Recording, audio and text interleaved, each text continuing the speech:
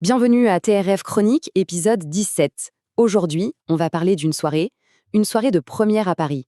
Et on va voir que ce qui s'est passé de plus marquant, ce n'était pas vraiment sur scène. Alors, qu'est-ce qui fait qu'une soirée comme ça devient inoubliable? Est-ce que c'est le spectacle en lui-même ou est-ce que ce sont plutôt les petites histoires qui se tissent en coulisses, loin des regards? Ce soir-là, à Paris, tout le monde avait les yeux rivés sur la scène, c'est sûr. Mais en réalité, le moment le plus fort, le plus touchant, eh bien, il a eu lieu bien avant que le premier mot ne soit prononcé sur les planches. Allez, on y va. On se transporte au Théâtre Antoine ce soir du 17 janvier.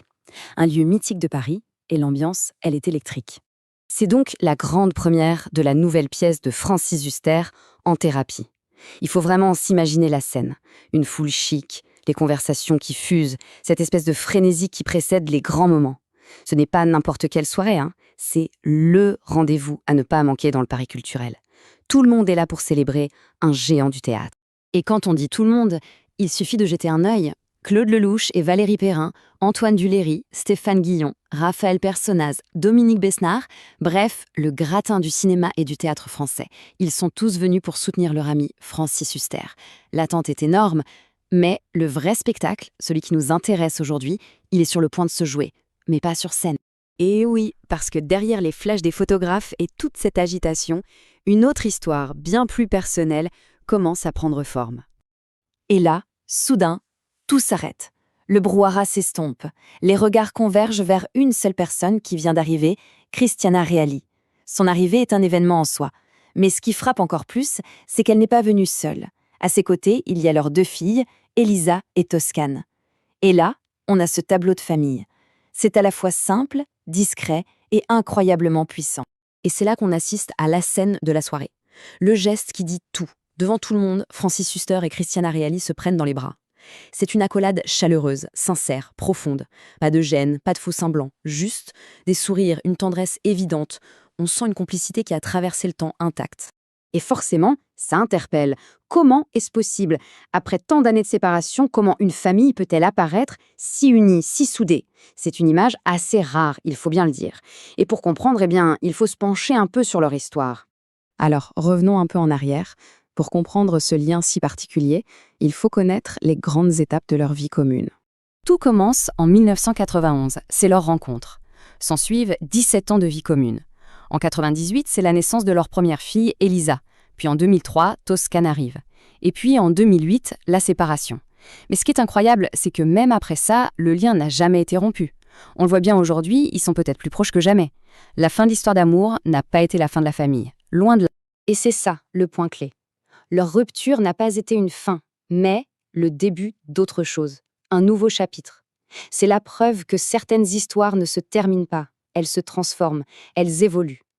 Ils ont réinventé leur relation, avec beaucoup d'intelligence et de cœur, autour de ce qui comptait le plus pour eux, leur fille.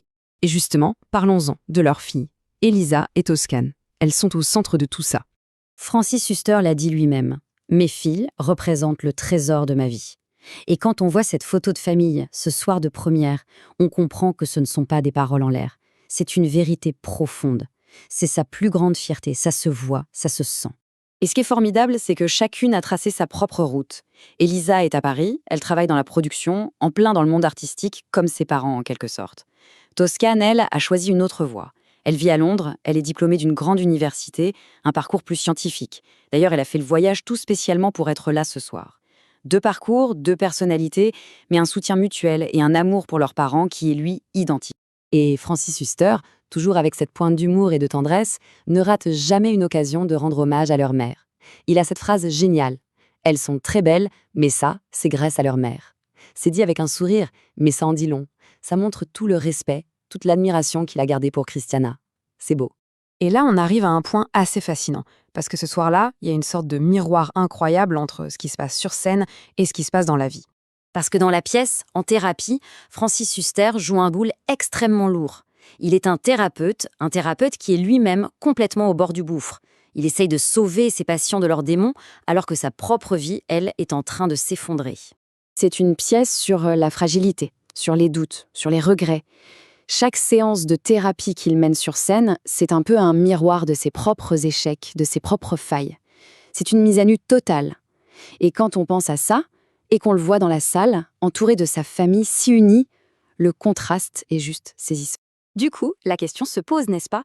Lequel est le rôle de sa vie? Est-ce que c'est celui qu'il joue sur scène, cet homme brisé qui explore les failles de l'âme humaine, ou est-ce que c'est celui qu'il vit dans la vraie vie, ce rôle de père, d'ex-compagnon qui a réussi à construire une famille solide, aimante, au-delà de la rupture? Sur scène, il y a la douleur et la solitude. Dans la salle, il y a la preuve vivante que les liens peuvent être plus forts que tout. Cette soirée au Théâtre Antoine, elle est mémorable pour ça. Elle célèbre bien sûr le talent immense d'un acteur, mais elle met aussi en lumière la beauté d'une famille moderne, une famille qui a su réinventer ses propres règles.